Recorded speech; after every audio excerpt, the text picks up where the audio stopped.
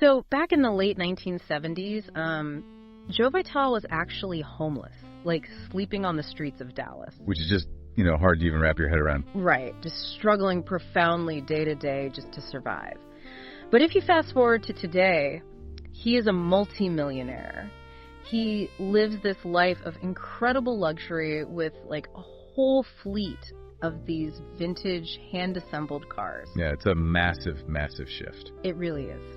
So welcome to the 0 Point Awakening Deep Dive. Go ahead and get cozy, get comfortable, because today we are tearing down the framework of Vitale's The Missing Secret. And his 5 steps of the attraction factor, too. Exactly. We really want to find out how a shift that massive actually happens for you. Like, our mission for this deep dive is to uncover exactly why the law of attraction seems to work absolute miracles for some people, but, leaves others just completely frustrated. Yeah, and we're going to give you the exact toolkit to fix that glitch. Because it really does feel like a glitch sometimes, right? Oh, absolutely. And the glitch usually comes down to, a fundamental misunderstanding of human psychology. Like, people just assume the universe operates on their passing conscious thoughts. Like, just thinking happy thoughts. Exactly. They think if they just, visualize a goal or recite a positive affirmation in the mirror, that's going to be enough. But reality doesn't really respond to those surface level thoughts. Right. It goes deeper. Much deeper. It responds to your deeply held subconscious beliefs. So the conflict between what you consciously desire and your subconscious counterintentions, that is where almost everyone gets stuck. Okay, let's unpack this for a second. It's kind of like driving a car with one foot just slamming the gas pedal and the other foot is literally standing on the brake. That's a perfect way to put it. You burn a ton of energy, but you just don't go anywhere. Or, think of your mind as a corporate network. Your conscious mind is the CEO sitting in the corner office, right? Right, the one making all the big declarations. Exactly. The CEO sends out this company-wide email saying, hey, we are going to make $1 million this year. But your subconscious mind is the IT security team down in the basement managing the firewall. And they have their own set of rules. Yeah. If the IT team has an old line of code in the system that says, wealthy people are corrupt and dangerous, they're going to flag the CEO's email as malware and just block it entirely. Yeah, the CEO can hit send 1,000 times, but the firewall intercepts it every single time just to protect the system. Wow. And what's crazy is those lines of code are usually written really early in life. Like, Vitale points to our cultural programming. Like what kind of programming? Like the old TV shows we grew up watching. Shows like Dallas or Dynasty or even Gilligan's Island, Oh, yeah, Mr. Howell. Right. The wealthy characters on those shows were almost always portrayed as unscrupulous or scheming or just totally out of touch and incompetent. That is so true. So if you internalize that narrative as a kid, your subconscious IT team writes a rule. It basically says, to remain a good, safe person, avoid wealth. Man, so how do we rewrite that code? Because Vitale's attraction factor lays out 5 steps, but step 1 seems, almost counterintuitive. It does feel a little backward at first. Yeah, because it starts with focusing on the negative, like knowing what you do not want. Well, it's really about utilizing the data you already have, right? Oh, yeah. Like, most people just live in a baseline state of constant complaining. Oh, for sure. They complain about their jobs, their aching backs, their bank accounts. But instead of getting stuck there, Vitale suggests using those complaints as a springboard. A springboard! Yeah, the psychological mechanism here actually involved the brain's reticular activating system, the RAS. Oh, I've heard of this. It's like a filter, right? Exactly. Your RAS is a filter that decides what information gets pulled into your conscious awareness. So when you constantly complain, you're literally programming your RAS to actively hunt for more things to be upset about. You're telling it what to look for. Right, which effectively blinds you to actual opportunities. So if I'm constantly complaining about, say, a sore back, my RAS is just locked onto the frequency of pain. Spot on. So I have to do this 180-degree flip. I have to realize that what I actually desire is a perfectly healthy back, and then force my RAS to start filtering for solutions, like maybe noticing an ad for a new ergonomic chair or a great physical therapist. Exactly. You pivot the focus. But I do have to push back here a little bit. I mean, isn't complaining just human nature? Like a pressure release valve? Are we supposed to just walk around pretending everything is perfect when it clearly isn't? I get why you'd ask that. Yeah. It sounds like toxic positivity, right? Yeah, exactly. But toxic positivity is about denying reality entirely. This isn't that. This is about acknowledging reality, but just not making it your permanent residence. Ah, okay. I like that distinction. You use the negative situation to identify the contrast. Like, I don't want this, therefore I must want that. But you do not camp out in the complaint. I mean, Vitale takes this neurological filtering so seriously that he actually went on a strict media diet. Like cutting out the news. Completely cut out the news. Avoided violent television. He just refused to let that external fear-mongering bypass his critical thinking and write new restrictive code into his subconscious. Wow, so just shutting off the valve negativity right at the source? Yep. Okay, so once you've done that 180-degree flip, you move to step 2, which is stating the intention. Right. Getting clear on what you actually want. You have to clearly articulate it, and you state it in the present tense as if it is already happening to you right now. But there is this crucial safety net, he says, you have to add at the end of your intention, which is the phrase, this or something better. And that phrase is so important because it prevents cognitive tunneling. What do you mean by that? Well, if you become obsessively fixated on, say, one specific promotion at one specific company, you might completely miss a far superior opportunity that opens up in a totally different industry. Because your blinders are on. Exactly. Yeah. Adding this or something better gives your subconscious a clear target, but it leaves the parameters open for a higher yield outcome. That makes a ton of sense. But declaring that intention is usually where the alarms go off, right? Oh, big time. This is where Vitale hit a massive hurdle in his own life, the fear of success. We always hear about the fear of failure, but the fear of success is, it's arguably more powerful. It really is. Vitale realized his income had just hit this hard ceiling. Right, so he dug into his own programming and found this massive counterintention. He actually felt guilty about potentially out-earning his father. Yeah, that story's so relatable. His dad worked on the railroad, right? Waking up at 4 in the morning every single day for decades. So the idea of Joe making huge money doing something like writing, something that felt effortless, it felt like a betrayal of his father's grueling labor. It's essentially survivor's guilt, but applied to economics. Survivor's guilt, yeah. The subconscious basically equates out-earning the family with abandoning the tribe. And the subconscious will always choose the safety of the tribe over individual financial success. Yeah. Every single time. So no amount of vision boards or positive thinking is going to override that biological imperative. Nope. You have to locate that counterintention and neutralize it. Which really brings us to step 3, and this is the core of this entire framework. It's the missing secret. Right, bypassing that IT security team. But before we can neutralize the threat, we have to find it.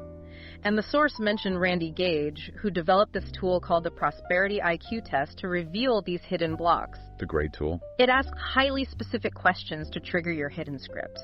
Like, do you secretly believe it's noble or romantic to be poor? Or do you feel guilty making more money than your parents? Or even, do you fear that if you get rich, your friends will resent you? We all hold these scripts in the dark, Right. and bringing them into the light is the very first step to clearing them. It really is. And, identifying and clearing those exact scripts is the kind of conscious creation we practice every day here on the 0 Point Awakening channel. So if you are finding value in rewriting your own internal code right alongside us, just take a quick second to hit the like button and subscribe to the channel to join the community. We'd love to have you. Absolutely. But practically speaking, once we spot the bad code, what is the toolkit to actually delete it? Because here's where it gets really interesting. It does.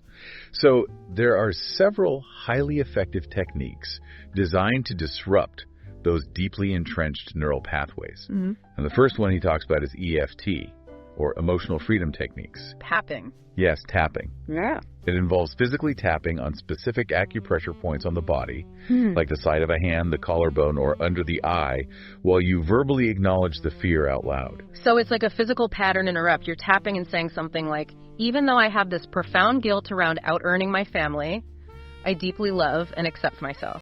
Exactly. It's a somatic pattern interrupt. Because when you experience a limiting belief or a fear, your amygdala, which is your brain's threat detection center, it just fires up, preparing your body for fight or flight. Right, the panic response. Yeah. And by physically tapping on these meridian points while you're focusing on the stressor, you are sending a calming signal to the amygdala. You're literally manually overriding your nervous system. Wow. You uncouple the thought of wealth from the biological response of panic. That is so powerful. And there was another method too, right? Mandy Evans's options method. Yes, which is purely cognitive. When you feel a limiting belief, you ask yourself, why am I unhappy about this? And then there's the critical follow-up question. What would happen if I simply stopped believing this thought? That is such a good question. It forces cognitive dissonance. Like you're asking your brain to imagine a reality where the belief doesn't exist, which immediately proves the belief is optional. It's not factual. It breaks the spell. It really does. But then there's the third clearing method mentioned that goes way beyond standard psychology, and this blew my mind. It involves a man named Dr. Hugh Len and this practice called Ho'oponopono. Oh, this ventures into the truly profound. So, Dr. Hugh Len was a therapist assigned to a hospital ward in Hawaii for the criminally insane. Right. These patients were highly dangerous. They were often restrained, and the staff turnover was incredibly high because it was just such a volatile environment. But Dr. Hugh Len healed this entire ward of patients without ever seeing them in a traditional face-to-face therapy session. Wait, really? Without seeing them at all? Not once for therapy. He simply sat in his office, reviewed their medical files, and worked entirely on himself. Okay, so he reviewed their files and they got better. I have to push back here because this hinges on this concept of 100% responsibility. The idea that everything in your reality, every single person, every conflict, is a projection of your own internal programming. It's a tough pill to swallow. It is. Like, if I'm driving and someone recklessly cuts me off in traffic, or if someone is just verbally abusive, am I responsible for that? Because that sounds, honestly, dangerously close to victim blaming. I know, and the resistance to this concept is nearly universal. But the mechanism isn't about accepting blame. It is about reclaiming agency. Okay, tell me more. Well, blame is a disempowering state. It focuses on who is at fault. But 100% responsibility is about recognizing entanglement. If we connect this to the bigger picture, you are not responsible for the other person's actions, but you are entirely responsible for the anger or fear or judgment that their action triggers inside of you. So it's about my reaction, not their action. Exactly. Dr. Hugh Len's philosophy is that if a violently disturbed patient enters his reality, he shares a program or a data stream with that patient, and the only way to clean the external reality is to clear the internal static. So as he read the files, he just observed the disgust or fear arising in his own body, and then he directed 4 specific phrases toward the divine or the universe to clear it. Right. I'm sorry. Please forgive me. Thank you. I love you. It's so simple, but so deep. And each phrase serves a specific psychological utility. I'm sorry acknowledges that a program within him co-created this shared friction. Please forgive me releases the ego's need to be right. Which is huge. Oh, massive. Thank you. Expresses gratitude for the opportunity to surface and heal the hidden block. And I love you shifts the brain state completely out of the limbic system and into the prefrontal cortex, which dissolves the energetic static. And doing that actually worked. It did.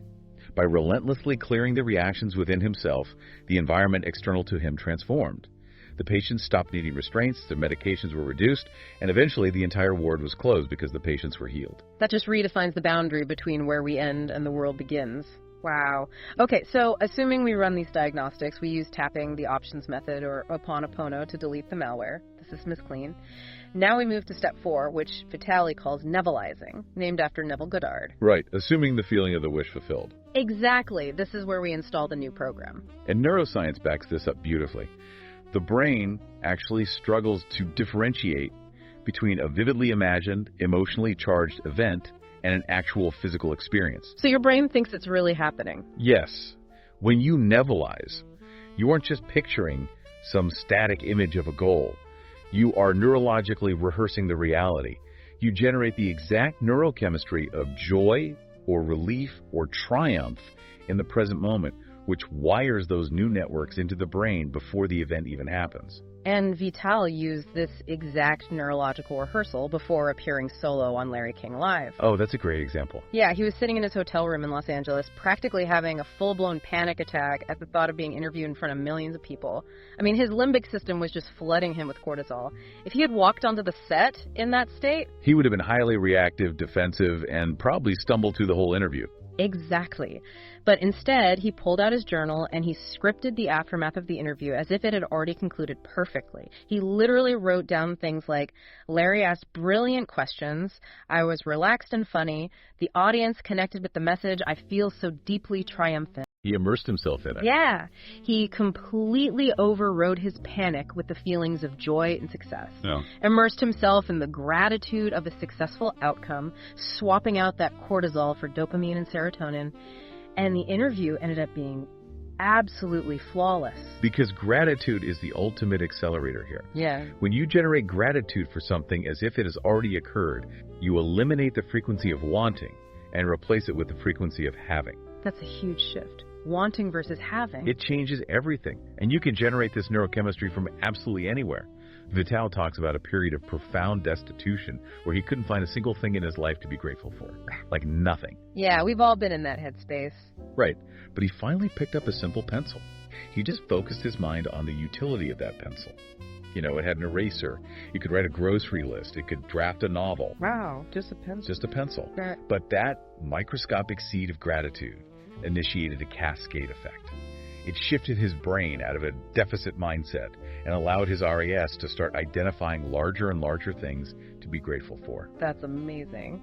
But I do want to point out that step 4 has a second half, inspired action.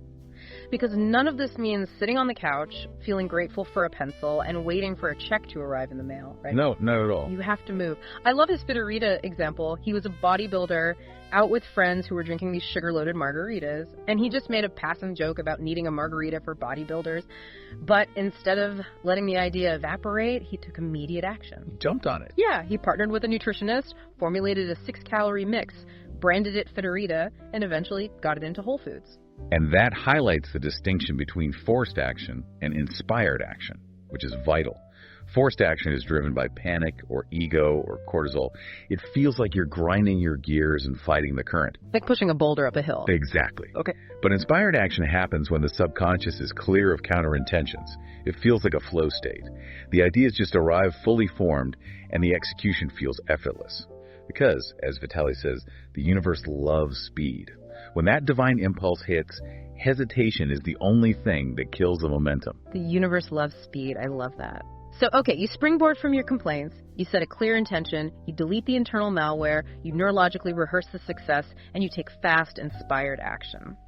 That leads us to step 5, the paradox. The ultimate secret, letting go. Detachment. Yeah. This is the hardest part for most people. To get what you want, you must reach a point where you don't actually need it to be happy. It's so counterintuitive. It reminds me of trying to catch a butterfly, you know? Oh, yeah. If you chase it desperately around the yard with a net, it constantly eludes you. But if you just sit peacefully, content in the garden, it lands right on your shoulder.